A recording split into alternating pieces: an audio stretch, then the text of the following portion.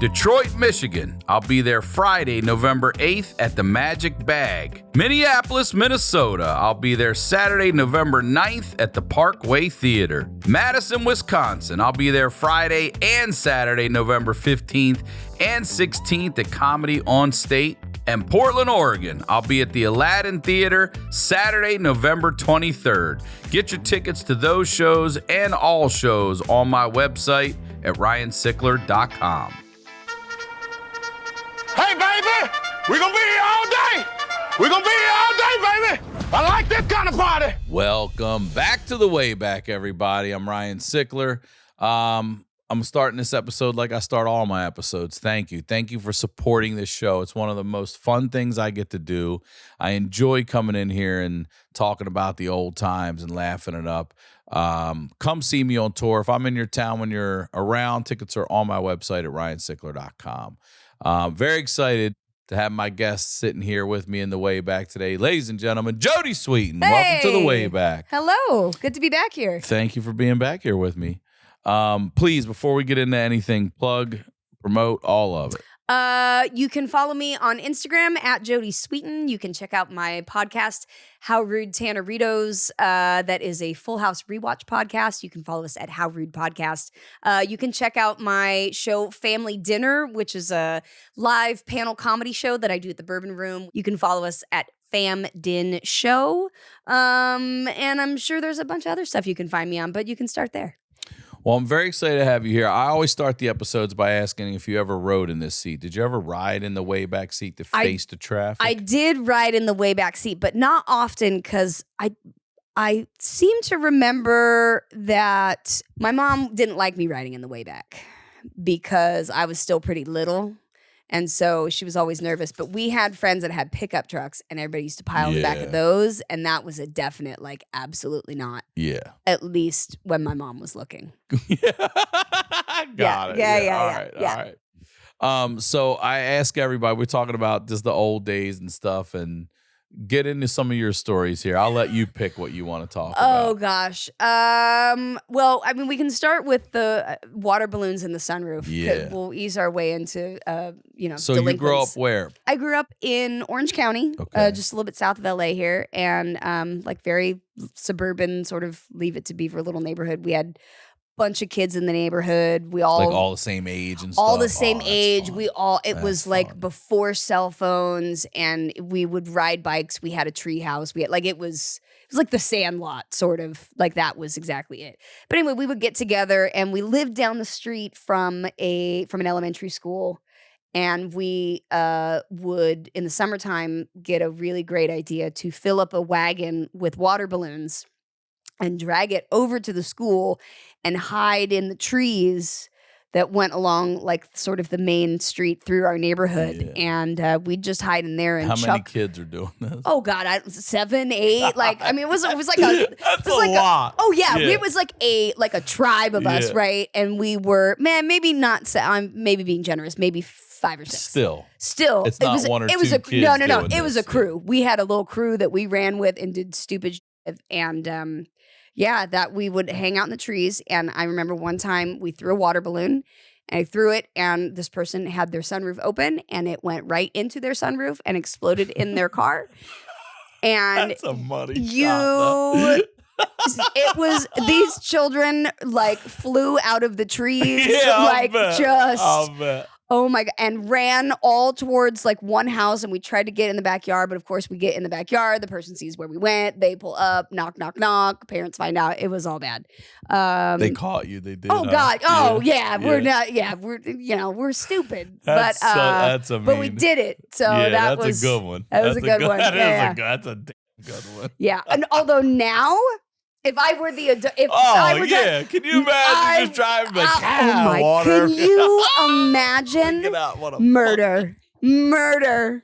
Just like perimenopausal woman murders 8 children and their water balloons. Yeah, that would be it. On their front lawn. Yeah.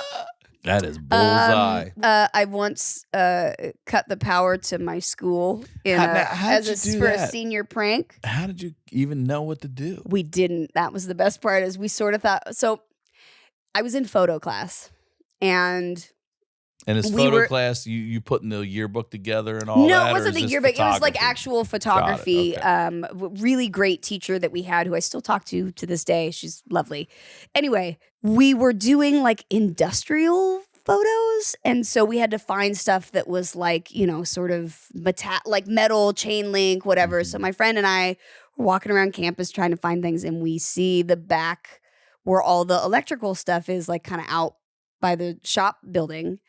And we were like, oh, that'll be cool. Like all the, you know, the electricity stuff and the chain link fence or whatever. Well, the thing was open.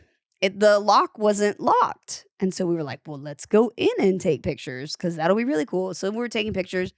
And then we were like, I wonder what happens if you pull one of these, you know, things. And we were like, oh, let's do it. So I take a picture of my friend doing it. We're like, oh, ha, ha, ha.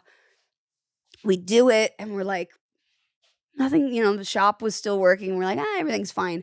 So we come back and we're walking back to class in the middle of the quad. And all of a sudden, like all these teachers start coming out of their rooms. Everything's dark. All the computers are off. Like everything. Man, it did work. And we were like, don't say and you anything. Had a picture of it. And we had a picture of it. My friend blew it up in his room and had it hanging on his wall at one point. But yeah, we got away with it. We shut the whole power down. It wasn't the entire for school, but it was whatever. definitely a good, like the front buildings and the and it was a Friday. People were taking tests. It was we did a thing. Yeah, we definitely did a thing. It was an unintentional prank. There'd probably be a terrorist attack on today's school campus. Well, today, I mean, yeah, exactly. Like lockdown, it'd be awful. Like, and this was just us being like, I wonder what would happen if, and we were like, oh, I guess we've answered that question. Yeah. I wanted to ask you before too. You mentioned before we started recording, your dad had a big car. What was it? Because I want to look this up. It was a Mercury Montego. Yeah, with the white top and the mirror in the back. Yeah. Look at that. Oh yeah, but it was like an electric blue. And like the color of the seat that we're sitting on. Yeah. Here. Anyway, it was what I called the tiny car. It was in no way, shape, or form tiny. But we also had an RV, and so you had an RV. What kind of RV? Oh God, I don't even remember. Drivable or like a drivable. Yeah, okay. Not like a fifth wheel, but an actual drivable RV. Fifth wheel. Thank you for knowing. And what's up, and people don't know what a fifth wheel right? is. Like, my aunt and uncle had a fifth wheel that they traveled all over the country in. But yeah, we had an RV, and so I guess compared to the RV, that car was smaller, and at 3 I called it the tiny car. Completely overlooking the fact that we also had a Volkswagen Bug, which would have really been a tiny car. Not even in comparison to an RV, just in general. But so your family then held on to cars. Then you got a Bug. My dad. Let me tell you, the Montego. That car when we had it, and we drove that car to my first season of Full House. My mom. Did you really? We had the bench seat like this. I'd sit in the middle. What year is that? 86. Okay. This car was not cool. It was just old. Mm-hmm. It was not vintage at that point. It was just an old piece of shit car. Yep. And my dad would be like, why would I get a new car? Like, that one is fine. And my dad just recently sold the car he got after that. No. He bought a used 1988 Jeep Grand Cherokee. Okay. That we bought in like 1992 that always smelled like feet. I don't know why. It was white, just like that. And when he just sold that. My dad had probably replaced the engine in that thing 2 or 3 times. He had a clock that he had taped onto the dashboard because the electrical thing didn't work. Had a tape player, right? This thing had a tape player and an AM FM radio, right? That radio hadn't worked for I don't know how long. No CD, nothing. Oh God, no! My dad doesn't own his. What would he do with a CD? Yeah, it had an AM FM and a tape player, and the electricity quit working on the clock, so he just taped that to the thing. And when we bought it, the tinting on it was a mess. It looked like a cat had been stuck in that car and shredded the windows, right? Like it was, I don't know, and we don't even own a cat. Like I don't know what happened in that car. But my dad also, he was a handyman well into his like 70s. That was what my dad did. So this car carried all of his tools and all of his crap. This was his work. I mean, but that was his only truck. That was his only car, but it was also his work truck. And he just got rid of it like a few years ago. Do you know how many miles were on that thing? Well over 100,000. That thing probably quit counting. I'll bet you way more. I think it was like 500,000 miles because we used to drive it back and forth to Big Bear when we had a cabin up there. Yeah, and my dad, we would be like, Dad, why don't you get another? How to do that? Yeah, and he would just replace the engine on it, and we're like, you could have bought a new car at this point. Yeah, for real. But yeah. Where are you taking the RV? Like, where are you going when you guys take that out? When I was little, we took the RV. We did Yosemite. We did Shaver Lake.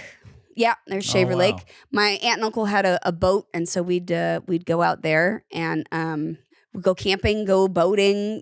We just had a kind of a normal. I remember I have a couple pictures of me horseback riding when I was little. One time on a black horse and one on a brown horse, which I named them Blackie and Brownie because that just it's appropriate. Fit. Yeah. But yeah, that was what we used to do. I mean, just sit around at the campfire. I still to this day love a campfire. Go camping. It's really When you camp, will you tent? Will you do it? Well, I will. I have a couple times now that I'm older, but my mom was like an RV was as rough as she was going. God. She was like, I'll do this whole camping thing as long as there's a shower and an indoors. Yeah. So glamping. Yeah, but my husband is getting into like backpacking, like overnight backpacking. So yeah, so he's really roughing it. How many siblings do you have? None. Well, okay. So what's technically I have my dad was married long before I came along, and his kids, because my dad's quite a bit older, but his kids were in their late 20s and early 30s by the time my parents adopted me. So I didn't grow up with them. Yeah. All right. So nobody your age. Nobody my age growing up now. So what are you doing to entertain yourself around the house? Like, how are you? I read voraciously. You did? I would read all the time. I would go to the library. I would go to the bookstore back when there were, bookstores. And I could be in there for hours picking out books. And I would do that. I would, I see your Nintendo over there. Yeah. I was an old school Nintendo player. What was your game? Super Mario Brothers. Yeah. Or Duck Hunt. I did like Duck Hunt too. Yeah. I don't know why I thought you were going to say Zelda. Not as much. No, I wasn't a Zelda person. I got a little into like Sonic when Sega came out. But that was like kind of the end of my video gaming time. Well, Mario was the one, huh? Yeah, Mario was the one. I still will play that to like that one's fun. Anything else makes me nauseous. What about in the like neighborhood? You guys going out and playing games? You just Oh yeah. So when I was little, like 2, 3, 4 years old, we lived in a neighborhood and my best friend Jeffrey lived across the street. But I wasn't allowed to cross the street. So I would go stand in front of the neighbor's house on the corner and I would just yell really loud, Jeffrey, do you want to come out and play? And I'd yell out there until either Jeffrey came out or his mom was like, he can't play right now. Yeah. But yeah, so we do that. And then Tommy and Jimmy lived across the street. I mean, such 80s kid named Tommy, Jimmy, like, these little kids. But yeah, we would, ride bikes. And I played a lot of She-Ra and He-Man with Jeffrey in the front yard. I was very big into She-Ra. You were very big into She-Ra, yeah. Very big into the Princess of Power. Yes, thank you very much. What about Halloween? What kind of costumes? You remember your costumes? My mom made several of my costumes. I think I have pictures of them on my Instagram somewhere of me as a bunny. Mm-hmm. My mom made me a bunny costume, little white bunny, a witch with a green face, But my favorite probably when I was little was Snow White. My mom made me a Snow White costume, and I got very into it. I took it very seriously. And when I was at Tot Lot, which was like our preschool, I was running around in circles, and then I would suddenly collapse on the ground, and the other moms were like, "Oh no!" And my mom was like, "That's just fine. She ate the poison apple. She'll get up in a second." And so basically, I was just my mom was like, "Well, we know it's fine. It's right." Yeah. But yeah, Snow White was like, I had a little black wig and the whole thing, and I was telling everyone else what part they were in my Snow White story. Yeah. Luckily, Jeffrey always just went along. He was like, okay. He was just happy to be there, you know? Yeah. So, he was great because I could just be like, okay, now you're this. And he's like, okay. All right. Yeah. Summer camps. What about summer camp? You going to summer camps? I didn't get to do any kind of camp. I didn't get to do a ton of summer camps because I was always working as a kid, and we would start back in like mid-July. So it was always hard to go away for summer camps. But I did go to summer camp once in high school for it was like church, but it wasn't church. It was like more meditation type camp and whatever metaphysical stuff. I managed. Where'd they send you? Do you know? Up to the Angeles National. Angeles National Forest. We went for like 5 days, 6 days. By I believe it was like day 3. Me and 5 other kids snuck out in the middle of the night and went and hung out and partied like in one of the empty cabins way away from everybody else, and like stole cigarettes, and we were doing, of course. I was 14, 15. Of course I did. Yeah. Like my mom used to say when I was little, she was like, I always knew I could walk out of the room and you would be doing the thing you weren't supposed to be doing with 3 other people when I got back. So I always say that's just leadership skills. Yeah, but, it is. It really is. But yeah, that was pretty much it. So yeah, it was, and then we had to like the next day. How'd you get caught? Because we were 15, it's stupid. I don't even remember, but we probably weren't quiet. But the best part is that because it was like very sort of like, more like new wave kind of meditation and, personal responsibility and whatever. It wasn't like they were like, you got in trouble. It was like, we are going to count on the people that we know who it was to come forward, because we know that it's going to really bother them that they've been lying. And sure as shit, they were right. Just didn't feel right because we like really trusted the people there, and we were like, fine, it was me, and then we all came forward. Nothing happened, You're a little hellion. It started with the water balloons. No, it started long before that. I love that you didn't mind getting in a little bit of trouble. Oh no, I got in a lot of trouble. You ever get grounded? All the time. What's the longest, and for what did you do? I got grounded a lot in high school. Usually because I was lying about where I was, who I was with, or I was coming home totally hammered. And so all of those things were very, very... You've been caught coming home fucked up? Tell me about it. I do remember towards the end of my like senior year, I think we were out and I got really hammered. All my friends, we got really hammered, and I was like, we should go toilet paper somebody's house because that's a great idea. But then I proceeded to get so wasted that I passed out in the car while they pulled off this heist. Or not heist, but, stunt of toilet papering. But then because I was so drunk, I managed to somehow pass out in the passenger seat of my friend's mom's minivan and wedge myself against the steering wheel and the horn. Mm-hmm. Which set the horn off in the middle of the night. And they couldn't figure out what was going on and here I am, my idea to do this in the first place. And I'm like, nah, just leaning on the horn. Parents come out, everybody takes off, all these cars. We wind up in the fucking grocery store parking lot around the corner. I'm so drunk, we get pulled over by the cops. Cop opens the door. Really? I roll out and puke on his shoe. And it was like... Did you? Oh, yeah. And he was just like, God damn it. So they call my parents. We had to go home. We get back to my friend's house. My car is now missing. I gave my car to a friend of mine who turns out had a suspended license. He took that shit to San Diego. I didn't know. It was like This was me in high school, okay? My parents were just like, what do you mean you don't know where your new car is? I was like, I don't know. I don't know where. I don't know where it is. I gave it to Brian. I just don't know where it's at. This is a day. No cell phones. No, I couldn't call him. I couldn't be like, oh yeah, nothing. Yeah, nothing. Just my parents came to pick that up. Wow. Yeah. Tell me about Christmases. Oh my God, Christmases. My mom loves Christmas. I too. I enjoyed like the big decorating. Yeah, and stuff the decorating like and all of that. Like my mom got very into. My mom was the kind of person who would like make handmade bows for the Christmas tree. Like she's very creative like that and really likes to make everything very matchy and like, you know, beautiful. Like the kind of wrapping on presents where you're like, I don't want to open it. Yeah. As a kid, I was like, I'm just ripping right into that shit. But like now as an adult, I'm like, you took so much time to do that. And I just look at her and I go, why?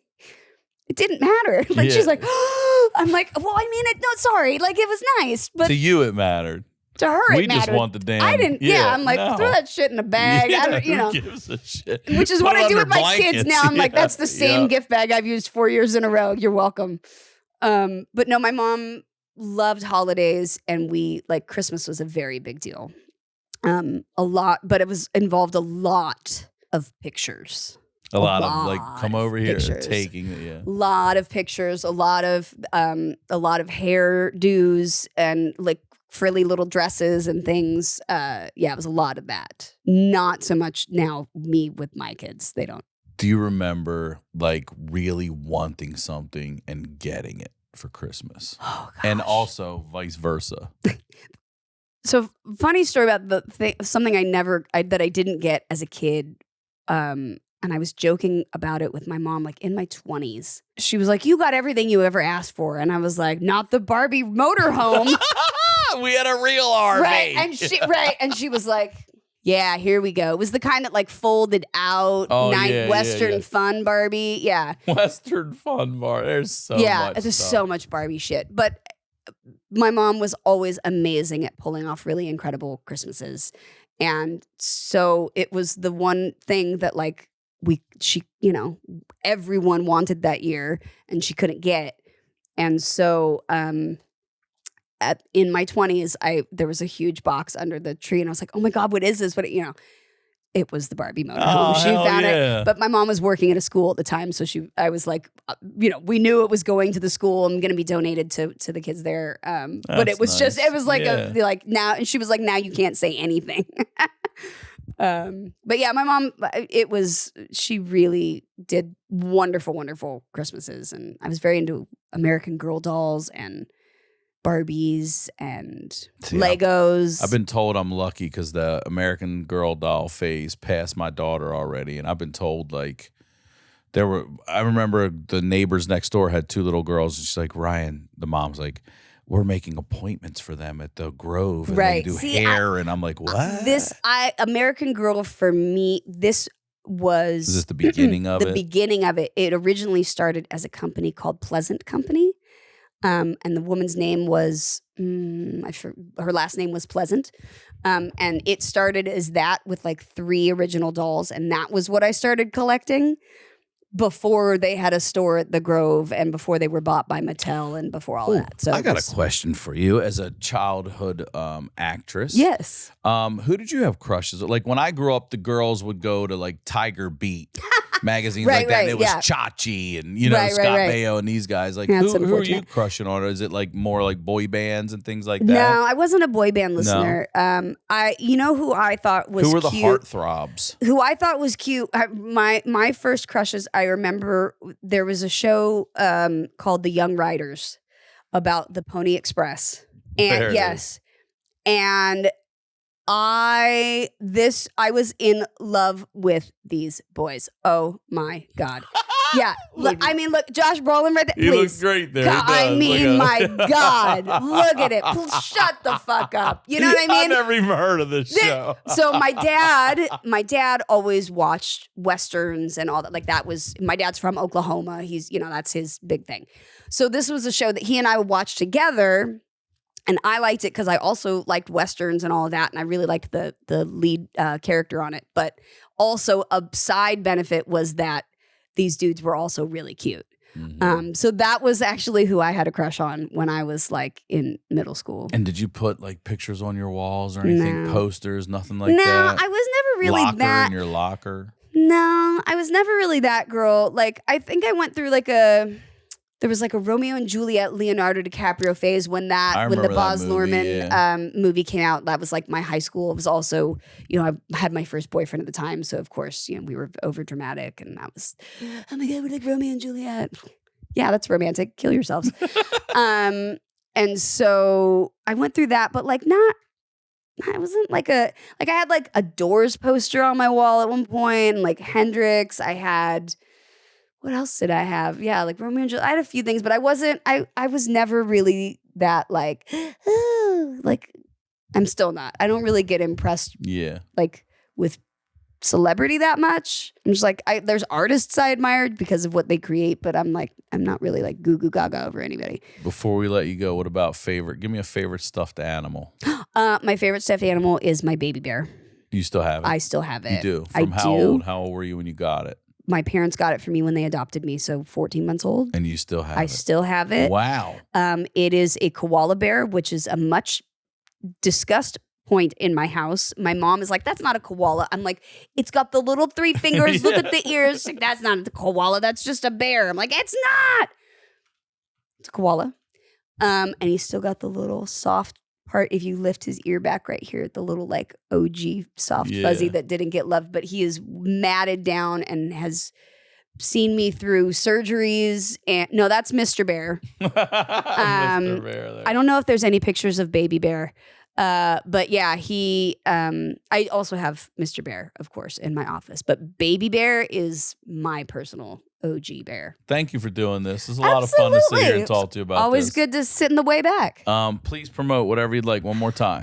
You can follow me at Jodie Sweetin, and you can check out all the stuff I'm doing on there. Family Dinner, How Rude Tanneritos, podcast, comedy, all of the multiple things. Yeah, follow me on Instagram at Jodie Sweetin, and I'll see you all around in the way back. You're the best. Thank you so much. My pleasure, my friend. As always, Ryan Sickler on all your social media. Come see me on tour. Tickets are available on my website at ryansickler.com. We'll talk to y'all next week.